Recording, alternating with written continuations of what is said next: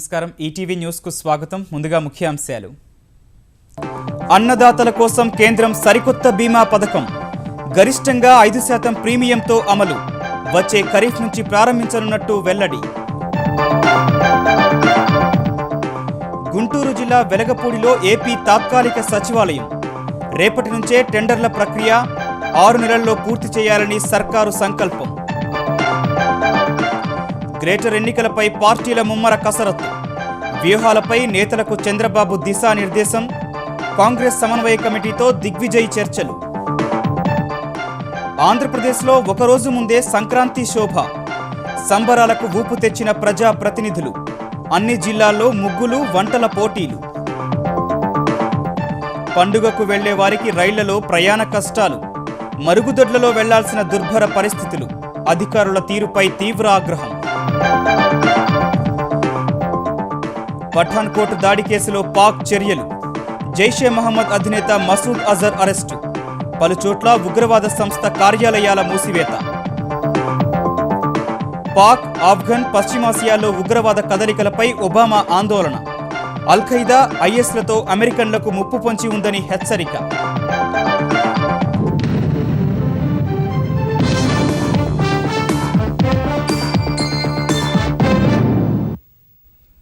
దేశంలో 2 ఏళ్లు వరుసగా కరువు పరిస్థితులు నెలకొన్న వేళ రైతుల ప్రయోజనాలు కాపాడేందుకు కేంద్రం చర్యలు ప్రారంభించింది. అన్నదాతలను ఆదుకునేందుకు సరికొత్త పంట బీమా పథకాన్ని తీసుకొచ్చింది. ప్రధానమంత్రి పంట బీమా పథకం పేరుతో తెచ్చిన ఈ పథకం కింద ఆహార పంటలకు గరిష్టంగా 2, వాణిజ్య పంటలకు 5% ప్రీమియం చెల్లిస్తే సరిపోతుందని తెలిపింది. ఇదే సమయంలో పంట నష్టపోయిన వెంటనే 25% పరిహారాన్ని చెల్లించనున్నట్టు తెలిపింది. ఈ పథకం అమల్లోకి వస్తే దేశంలో 50% సాగు భూమికి బీమా రక్షణ ఉంటుందన్న కేంద్రం ఇందుకోసం 9,500 కోట్లు ఖర్చు చేయనున్నట్టు వెల్లడించింది.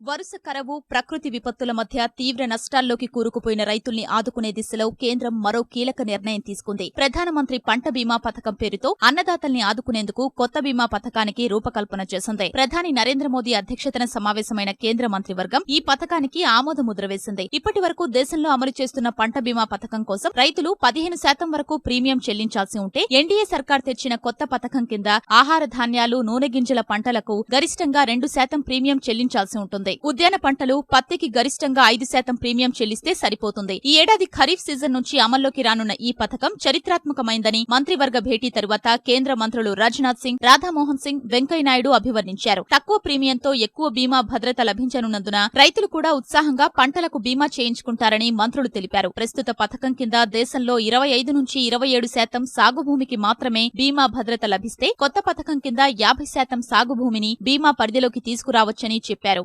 ప్రధానమంత్రి పంటల బీమా పథకాన్ని ప్రవేశపెట్టాలని, ఖరీఫ్ సీజన్ లో 2%, రబీ సీజన్ లో 1.5% అన్ని పంటలకు కూడా ఈ యొక్క బీమాను వర్తింప చేయాలని నిర్ణయం చేయడం జరిగింది. వాణిజ్య పంటలు అవుతున్నాయో వాటికి 5% బీమా రైతులు కట్టుకోవాల్సి ఉంది. ఇది చరిత్రాత్మకమైంది. మూడవది, బ్యాంకు రుణాలు తీసుకున్న వారికి, రుణాలు తీసుకోని వారికి కూడా ఈ యొక్క పథకాన్ని వర్తింప చేయాలని నిర్ణయం చేయడం జరిగింది. నాలుగవది, బీమా చేసుకున్న తర్వాత నష్టపరిహారం ఇచ్చే విషయంలో ఆలస్యం జరుగుతుంది. దాంట్లో కూడా ముఖ్యమైన నిర్ణయం తీసుకోవడం జరిగింది. నష్టపరిహారం నేరుగా బ్యాంకు ఖాతాలో జమ చేయాలి. రెండవది, పంట నష్టపోయిందని తెలవగానే 20% నష్టపరిహారం జమ చేయాలి. మిగతాది క్రాప్ కటింగ్ ఎక్స్పెరిమెంట్ అయిన తర్వాత 100 ఫీల్డ్ లోపల కానీ ఏదైనా ఇబ్బంది జరిగితే వాటిని కూడా కవర్ చేయడం జరిగింది. భారత వ్యవసాయ బీమా కంపెనీ లిమిటెడ్, ప్రైవేట్ బీమా కంపెనీలతో కలిసి ప్రధానమంత్రి పంట బీమా పథకాన్ని అమలు చేయనుందని తెలిపిన వెంకయ్య, కేంద్ర ప్రభుత్వ ఉద్యోగులకు 7 వేతన సంఘం ప్రతిపాదనలు అమలు చేసేందుకు కార్యదర్శుల సంఘం ఏర్పాటుకు మంత్రివర్గం ఆమోదం తెలిపిందని వెల్లడించారు. కేంద్రం నుంచి తెలంగాణకు వివిధ పథకాల కింద రావాల్సిన నిధులు వెంటనే విడుదల చేయాలని తెలంగాణ నీటిపారుదల శాఖ మంత్రి హరీష్ రావు కేంద్ర మంత్రులకు విజ్ఞప్తి చేశారు. ఈ మేరకు ఢిల్లీలో కేంద్ర మంత్రులు రామ్ విలాస్ పాశ్వాన్, ఉమాభారతి, రాధామోహన్ సింగ్లతో సమావేశమైన ఆయన జాతీయ డైరీ పథకం, మార్కెట్ యార్డులు, మొక్కజొన్న కొనుగోళ్లకు సంబంధించి 212 కోట్ల రూపాయలు హ్యాండ్లింగ్ ఛార్జీలు విడుదల చేయాలని పాశ్వాన్ను కోరినట్టు తెలిపారు. చొక్కారావు దేవాదుల ప్రాజెక్టు కోసం బకాయిలు 239 కోట్ల రూపాయలు ఇవ్వాలని ఉమాభారతికి విజ్ఞప్తి చేసినట్టు తెలిపిన హరీష్, 2వ దశ మిషన్ కాకతీయ పథకం ప్రారంభోత్సవానికి ఆమెను ఆహ్వానించినట్టు చెప్పారు. తెలంగాణలో తీవ్రమైన కరువు దృష్ట్యా కరువు సాయ నిధులు విడుదల చేయాలని రాధామోహన్ సింగ్ను కోరినట్టు తెలిపారు. తెలంగాణ ఒక కొత్త రాష్ట్రం ఏర్పడ్డది. 1024 కోట్ల రూపాయలు నాబార్డు నుంచి లోన్ తీసుకొని మేము గోడౌన్లు కట్టేటువంటి ప్రయత్నం చేస్తా ఉన్నాం. దానికి కేంద్ర ప్రభుత్వం నుంచి రావాల్సిన సబ్సిడీని తెలంగాణ రాష్ట్ర ప్రభుత్వానికి అందించాల్సిందిగా కూడా వారితో కోరడం జరిగింది. ఆ కరువు సహాయానికి సంబంధించి ఆర్థిక శాఖ మరియు హోంశాఖ మంత్రులతో హై లెవెల్ కమిటీ మీటింగ్ రేపు మధ్యాహ్నం పెట్టుకొని రేపు సాయంత్రానికి ఒక నిర్ణయానికి వస్తామనేటువంటి విషయాన్ని రాధామోహన్ సింగ్ గారు మాకు తెలియజేయడం జరిగింది. ఆంధ్రప్రదేశ్ తాత్కాలిక సచివాలయం ఎక్కడ నిర్మిస్తారనే ఉత్కంఠకు తెరపడింది. రాజధాని కేంద్ర ప్రాంతానికి సమీపంలోని వెలగపూడి వద్ద తాత్కాలిక సచివాలయం నిర్మించాలని ప్రభుత్వం నిర్ణయించింది. ఇందుకు రేపే టెండర్లు పిలిచేందుకు సిద్ధమైంది. 6 నెలల్లో ఈ నిర్మాణం పూర్తి చేయాలని భావిస్తోన్న సర్కారు మొత్తం 180 కోట్ల రూపాయల వ్యయంతో 26 ఎకరాల విస్తీర్ణంలో 2 అంతస్తుల తాత్కాలిక నిర్మాణం చేపట్టాలని నిర్ణయానికి వచ్చింది. వచ్చే జూన్ నాటికి హైదరాబాద్లోని వివిధ శాఖల ప్రధాన కార్యాలయాల్ని అమరావతికి తరలించాలని భావిస్తున్న ఆంధ్రప్రదేశ్ సర్కార్ అందుకు అనుగుణంగా తాత్కాలిక సచివాలయాన్ని నిర్మించాలన్న నిర్ణయానికి అనుగుణంగా చర్యలు చేపట్టింది. తొలుత మంగళగిరిలోని అమరావతి టౌన్షిప్ లో తాత్కాలిక సచివాలయం నిర్మించాలని భావించినప్పటికీ తాత్కాలిక సచివాలయం కేంద్ర రాజధాని ప్రాంతానికి సమీపంలోనే నిర్ణయిస్తే బాగుంటుందని పలు వర్గాల నుంచి వచ్చిన అభిప్రాయాన్ని పరిగణలోకి తీసుకున్న ఆంధ్రప్రదేశ్ సర్కార్ వెలగపూడిలో నిర్మించాలని నిర్ణయించింది. ఈ గ్రామంలోని 205, 206, 207, 208, 214 సర్వే నెంబర్లలోని 26 ఎకరాల్లో 6 లక్షల చదరపు అడుగుల నిర్మిత ప్రాంతం వచ్చే విధంగా తాత్కాలిక సచివాలయం నిర్మించాలని నిర్ణయించింది. ఇందుకు రేపు టెండర్లు పిలవనున్నట్లు పురపాలక శాఖ మంత్రి నారాయణ చెప్పారు. సాయిల్ టెస్ట్లు అవి చేసిన తర్వాత ఫైనల్గా వెలగపూడి గ్రామంలో సుమారుగా 26 ఎకరాల స్థలంలో ఈ టెంపరీ క్యాపిటల్ కట్టడానికి నిర్ణయించాం. ఎందుకంటే అక్కడ ఉన్న సాయిల్ తక్కువ టైంలో కట్టడానికి సూటబుల్ గా ఉంది. యాక్చువల్ గా ఏంటంటే ఆర్సీసీ కన్స్ట్రక్షన్ అయినా చేయొచ్చు, లేదా ఫీబర్ అప్గ్రేడ్ అయినా చేయొచ్చు, లేదా స్టీల్ స్ట్రక్చర్ అయినా, ఏదైనా 3 ఆప్షన్స్ ఇస్తున్నాం. టెండర్లో బిడ్ చేసేవాళ్ళు 3కి బిడ్ చేయొచ్చు. ఏదైతే లో కాస్ట్ ఉండి టెక్నికల్ అన్ని ఫీజిబిలిటీ ప్రకారం 6 నెలల్లో పూర్తి చేసే విధంగా చేయాలని సీఎం గారు ఆదేశించారు. రాజధాని సీట్ క్యాపిటల్ నిర్మించే ఉద్దండరాయనిపాలెం, తాళ్లాయపాలెం, లింగాయపాలెం గ్రామాలు రోడ్డుకు కుడిపక్కన ఉంటే తాత్కాలిక రాజధాని నిర్మించే స్థలాలు ఎడమవైపున ఉంటాయని చెప్పిన మంత్రి ఆ 3 గ్రామాల్లోని రైతులకు పక్కనే ఉన్న గ్రామాల్లో స్థలాలు కేటాయిస్తామని వెల్లడించారు. తాళ్లాయపాలెం, ఉండ్రాయపాలెం, తర్వాత లింగాయపాలెం ఈ 3 విలేజ్ల్లో రైతులు యాక్చువల్ గా వాళ్ళ జరీ భూమిలోనే కావాలన్నారు. ఆ 3 గ్రామాలు తప్ప మిగతా 26 గ్రామాల్లో ఏ గ్రామంలో ఆ గ్రామంలో ఇస్తాం ల్యాండ్. అయితే ఈ 3 గ్రామాలకు మాత్రం ఆ గ్రామాలకు ఆనుకొని పక్క గ్రామంలో ఏదైతే ప్రభుత్వానికి కొంత షేర్ ల్యాండ్ వస్తుందో ఆ ల్యాండ్ వాళ్ళకి ఇవ్వడం జరిగింది. ఈ విషయాన్ని మొదటే చెప్పాం. ఎక్కడైతే సీట్ క్యాపిటల్ వస్తుందో వాళ్ళకి పక్క గ్రామంలోనే ఆనుకొనిస్తాం. ఆ జరీబోళ్ళకి జరీబు, నాన్ జరీబోళ్ళకి జరీబు ఉంటుంది. రాజధానికి భూములిచ్చిన రైతులకు మార్చిలో అభివృద్ధి చేసిన స్థలాల కేటాయింపు పూర్తి చేస్తామని మంత్రి వివరించారు. Land pooling scheme with master plan notify చేయాలి. అది సుమారుగా 1వ తేదీ నోటిఫై చేయడానికి నిర్ణయించుకున్నాం. అది చేసిన తర్వాత 1 మంత్ టైం ఇవ్వాలి యాజ్ పర్ సిఆర్డి యాక్ట్. అదైన తర్వాత ఇమీడియట్ గా రైతులకు ఏదైతే ల్యాండ్ తిరిగిస్తానన్నామో దాన్ని లాటరీ సిస్టమ్ లో ప్లాట్ల రూపంలో ఇవ్వడం జరుగుతుంది. అది మార్చి 1 నుంచి లేదా మార్చి 5 స్టార్ట్ అయ్యి మార్చి ఎండ్కి ఆ కార్యక్రమం పూర్తయ్యేటట్టుగా అనుకున్నాం. ఆ తర్వాత వెంటనే కన్స్ట్రక్షన్ సంబంధించిన యాక్టివిటీస్ అన్ని స్టార్ట్ అవుతాయి. రోడ్లు గానీ, సివరేజ్ లైట్ ప్లాంట్లు గానీ, స్ట్రీట్ లైట్స్ గానీ, రాజధానికి సంబంధించిన బిల్డింగ్స్ గానీ ఇవన్నీ కూడా వెంటనే కార్యక్రమం స్టార్ట్ అవుతాయి. మంగళగిరి సమీపంలో ఎయిమ్స్ నిర్మాణానికి శంకుస్థాపన జరిగినందున పరిసర ప్రాంతాల అభివృద్ధి వేగంగా జరుగుతుందనే అంచనాకొచ్చిన ప్రభుత్వం తాత్కాలిక సచివాలయం రాజధాని ప్రాంతంలో నిర్మిస్తే అక్కడ ప్రజల్లో భరోసా ఏర్పడుతుందనే ఉద్దేశంతో వెలగపూడిని ఎంచుకున్నట్లు తెలుస్తోంది. గ్రేటర్ ఎన్నికల శంఖారావం పూరించిన ఎన్డీఏ గెలుపు వ్యూహాలపై విస్తృత కసరత్తు చేస్తోంది. హైదరాబాద్లోని చంద్రబాబు నివాసంలో సమావేశమైన భాజపా, తెలుగుదేశం ముఖ్య నేతలు ఎన్నికలపై సమాలోచనలు చేశారు. గతంలో తెలుగుదేశం ఒంటరిగా 45 స్థానాలను దక్కించుకుందని, తాజా ఎన్నికల్లో భాజపాతో కలిసి మేయర్ పీఠాన్ని కైవసం చేసుకోవాలని చంద్రబాబు ఇరు పార్టీల నేతలకు సూచించారు. సీట్ల పంపకాల్లో విభేదాలు రాకుండా సమన్వయం చేసుకోవాలని కోరారు. సరిసమానంగా శక్తిగా నిలబడుతున్నటువంటిది బీజేపీ, టీడీపీ పార్టీలు. కాబట్టి ఈ యొక్క సీట్ల సర్దుబాటు విషయంలో మేము సపరేట్గా కూర్చుంటాము. దూద్భావమైనటువంటి వాతావరణంలో తప్పకుండా సీట్ షేరింగ్ జరుగుతుందని నేను భావిస్తా ఉన్నాను.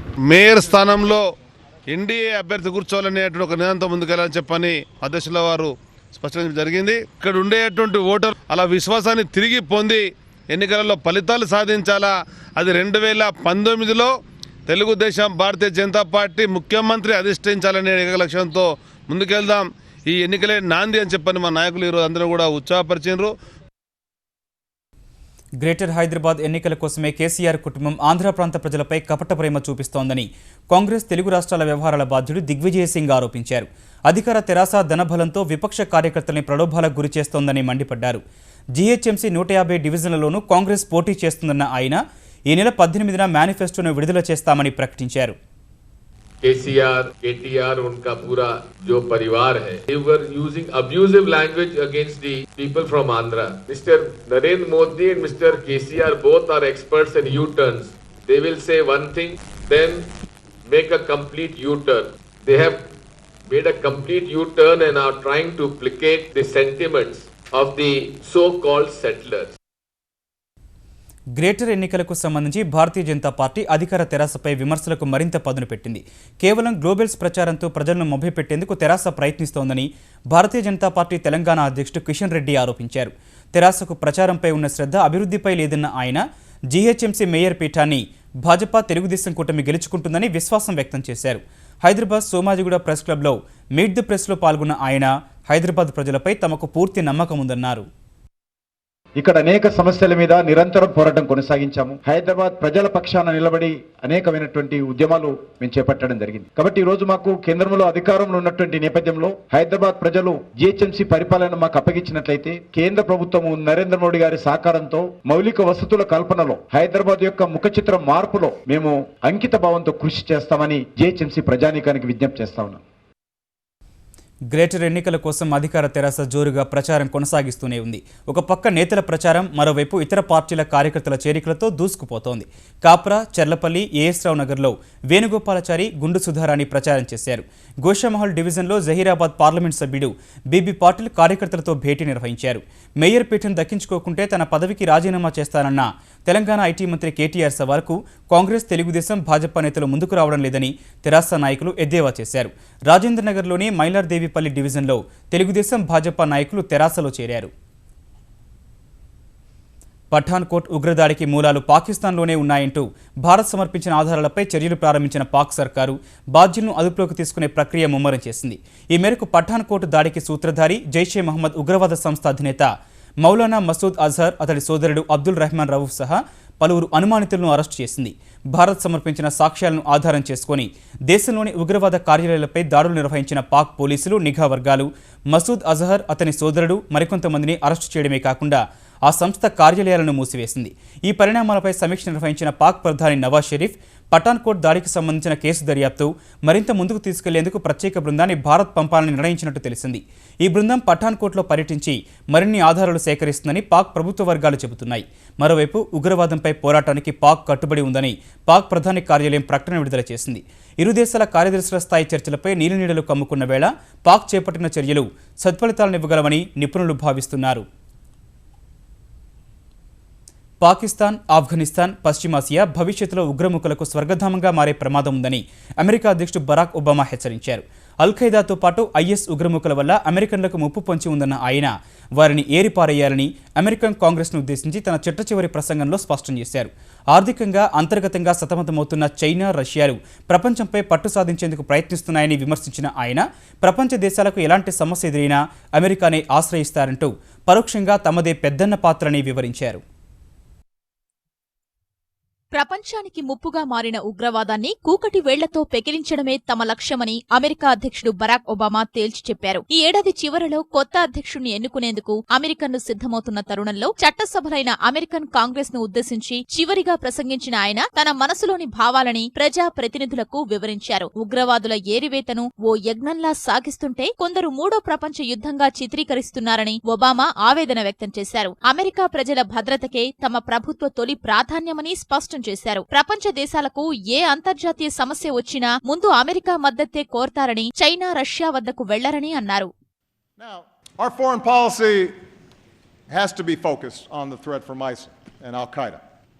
But it can't stop there. For even without ISIL, even without Al-Qaeda, instability will continue for decades in many parts of the world. In the Middle East, in Afghanistan and parts of Pakistan, in parts of Central America and Africa and Asia. Some of these places may become safe havens for new terrorist networks. Both Al-Qaeda and now ISIL pose a direct threat to our people Because in today's world, even a handful of terrorists who place no value on human life, including their own, can do a lot of damage, who have to be rooted out, hunted down, and destroyed. ప్రపంచానికి మరో సమస్యగా మారిన వాతావరణ మార్పులపై పోరాడాల్సిన ఆవశ్యకతను వెల్లడించిన Obama క్యాన్సర్పై పరిశోధనకు మరింత ఊతమిచ్చేందుకు ఉపాధ్యక్షుడు జో బిడెన్ కు బాధ్యతలు అప్పగించినట్లు తెలిపారు. If anybody still wants to dispute the science around climate change, have at it. You will be pretty lonely because you'll be debating our military, most of America's business leaders, the majority of the American people, almost the entire scientific community, and 200 nations around the world who agree it's a problem and intend to solve it. But even if the planet wasn't at stake, even if 2014 wasn't the warmest year on record, until 2015 turned out to be even hotter, why would we want to pass up the chance for American businesses to produce and sell the energy of the future? పొరుగుదేశం క్యూబాతో ప్రచ్ఛన్న యుద్ధం ముగిసిందన్న Obama వాణిజ్య సంబంధాలపై ఉన్న ఆంక్షల్ని ఎత్తివేయాలని ఆకాంక్షించారు. పసందైన పిండి వంటలు, కనువిందైన రంగవల్లులు, భోగి మంటలు, సంప్రదాయ ఆటలతో ఆంధ్రప్రదేశ్ వ్యాప్తంగా సంక్రాంతి శోభ వెల్లివిరుస్తోంది. ప్రభుత్వ నిధులతో నిర్వహిస్తున్న పండుగ సంబరాల్లో ప్రజలు, విద్యార్థులు, అధికారులు, ప్రజాప్రతినిధులు పోటీపడి పాల్గొంటున్నారు. మంత్రులు ప్రజలతో కలిసిపోయి వేడుకల్లో పాల్గొనడంతో నవ్యాంధ్రలో ఎటు చూసినా పండుగ శోభే కనిపిస్తోంది. ఆరుగాలం శ్రమించి రైతులు పంటను ఇంటికి చేరవేసే సమయంలో వచ్చే సంక్రాంతి పండుగ సంబరాలు, సందడి, ఉత్సాహం నవ్యాంధ్రలో ఒకరోజు ముందే మొదలైంది. తెలుగుదేశం సర్కార్ ప్రతి జిల్లాకు నిధులు విడుదల చేసి మరీ నిర్వహిస్తున్న సంక్రాంతి సంబరాలు ఆంధ్రప్రదేశ్ వ్యాప్తంగా అంబరాన్నంటుతున్నాయి. శ్రీకాకుళం జిల్లాలో నిర్వహించిన పిండి వంటల పోటీల్లో మహిళలు పోటీ పడ్డారు. ఆ తరువాత చింతపిక్కల ఆటతో సందడి చేశారు. విజయనగరంలో మంత్రి కిమిడి మృణాలిని రంగవల్లికలు వేసి గోవులకు పూజ చేసి గాలిపట ఎగురవేశారు. తూర్పుగోదావరి జిల్లా రాజమహేంద్రవరం బస్టాండ్లో సంక్రాంతి వేడుకలు నిర్వహించి ప్రయాణికులకు మిఠాయిలు పంచిపెట్టారు. పశ్చిమ గోదావరి జిల్లా ఏలూరు ఇండోర్ స్టేడియంలో జరిగిన సంక్రాంతి సంబరాల్లో పాల్గొన్న ఆంధ్రప్రదేశ్ మంత్రి పీతల సుజాత ఆడిపాడారు. చిన్నపిల్లలకు భోగిపళ్లు పోసి వాలీబాల్తో పాటు కబడ్డీ అంటూ హుషారెత్తించారు.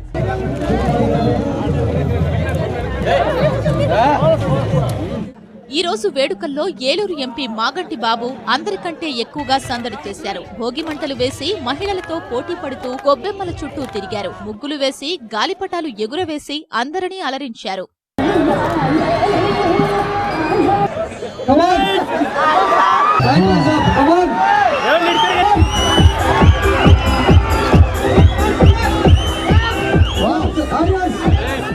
విజయవాడలో నిర్వహించిన సంక్రాంతి సంబరాల్లో జలవనరుల శాఖ మంత్రి దేవినేని ఉమామహేశ్వరరావు చిన్నపిల్లలకు భోగిపళ్లు పోసి ఆశీర్వదించారు. కర్రా బిళ్ల ఆడారు. అధికారులతో తాడాట, కలెక్టర్తో కలిసి మద్దెల దరువు వేశారు.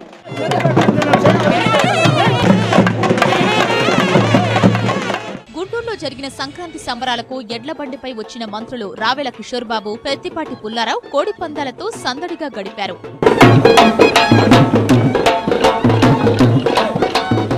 కర్నూలులో మహిళలకు ముగ్గులు, వంటల పోటీలు నిర్వహించారు. అనంతపురంలో ఆంధ్రప్రదేశ్ పౌర సరఫరాల శాఖ మంత్రి పరిటాల సునీత రంగవల్లులు అద్దారు. స్వయంగా అరిసెలు వేసి అధికారులకు తినిపించారు. ఆంధ్రప్రదేశ్ ఐటీ మంత్రి పల్లె రఘునాథ్ రెడ్డి హరిదాసు వేషం, ముగ్గులు వేశారు. అన్నగారి అభినయంతో అలరించారు.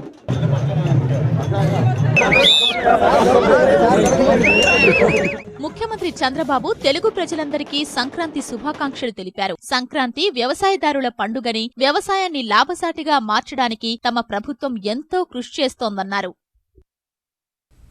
పండుగకు ఊరెళ్లే వారికి రైలు ప్రయాణం నరకం చూపిస్తోంది. సికింద్రాబాద్, నాంపల్లి, కాచిగూడ రైల్వే స్టేషన్లలో ప్రయాణికులకు సరిపడా సర్వీసులు లేక తీవ్ర ఇబ్బందులు పడుతున్నారు. దక్షిణ మధ్య రైల్వే ఏర్పాటు చేసిన ప్రత్యేక రైళ్లు ఏ మూలకు చాలడం లేదు. పిల్లా పాపలతో వెళ్లేవారు ఏం చెయ్యాలో తెలియక అగచాట్లు పడుతున్నారు. జనరల్ బోగిల్లో కాలు మోపే అవకాశం లేక మరుగుదొడ్లో నిలబడి ప్రయాణం చేయాల్సి వస్తుందంటే పరిస్థితి ఎంత దయనీయంగా ఉందో అర్థం చేసుకోవచ్చు. ప్రజల అవసరాలను రైల్వే అధికారులు గుర్తించకపోవడంపై ప్రయాణికులు తీవ్ర ఆగ్రహం వ్యక్తం చేస్తున్నారు. అసలు పబ్లిక్ వశపడతలేదండి. అసలు వశపడలేదు, దమ్ము వచ్చేసింది. ఇక చేతగాట్లే సార్. ఒక్క ట్రైన్ వేశారు, 4 ట్రైన్ల మంది ఉన్నారు. అందరు కూడా డబ్బులు పెట్టి టికెట్ కొనుక్కొని ఉన్నారు సార్. ఇక్కడ దయచేసి ప్రయాణికులందరూ సౌకర్యం కల్పించమని ప్రభుత్వాన్ని కోరుతున్నాం సార్. చూశారు కదా మీరు, చూసారు కదా, అంత పబ్లిక్ ఉన్నారు, పిల్లలతో ఎక్కడ ఏం చేయాలి? దీని పరిస్థితి ఏంటి? ఒకటే ఎక్స్ప్రెస్ సార్, తెలిసి కూడా ఇన్ని టికెట్లు ఎందుకు ఇవ్వాలా? నెక్స్ట్ టైంకి ఇవ్వచ్చు కదా, లేవు ఇప్పుడు ప్యాకేజ్ అని చెప్పొచ్చు కదా. అది కాకుండా ఇష్టం వచ్చిన టికెట్లు ఇచ్చేసి పబ్లిక్ని పిచ్చోని చేయడం అవసరమా? ప్లేస్ లేదండి లోపల, ప్లేస్ లేదు అసలు, ఖాళీ లేదు. కుర్రాడు కూడా తొక్కేశారు బయటనే, ఆ బాతుల్లో కూడా ఖాళీగా లేదు అసలు. స్మెల్ వస్తుందండి, ఇబ్బంది అవుతుందండి. మరి మాకు ఏం చేస్తామండి? సంక్రాంతి పండుగ వేళ గాలిపటాలు ఎగురవేసేందుకు చైనా నుంచి దిగుమతి చేసుకున్న మాంజాలు, గ్లాస్ కోటెడ్ మాంజాల ఉపయోగంపై తెలంగాణ సర్కారు నిషేధం విధించింది. సింథటిక్తో చేసే చైనా మాంజాలు, గ్లాస్ కోటెడ్ మాంజాలు తగిలితే పక్షులు చనిపోయే ప్రమాదం ఉందని, పర్యావరణం దెబ్బతినే అవకాశం ఉన్నదని వాటిపై నిషేధాన్ని విధిస్తున్నట్టు తెలంగాణ అటవీ పర్యావరణ శాఖ ఉత్తర్వుల్లో పేర్కొంది.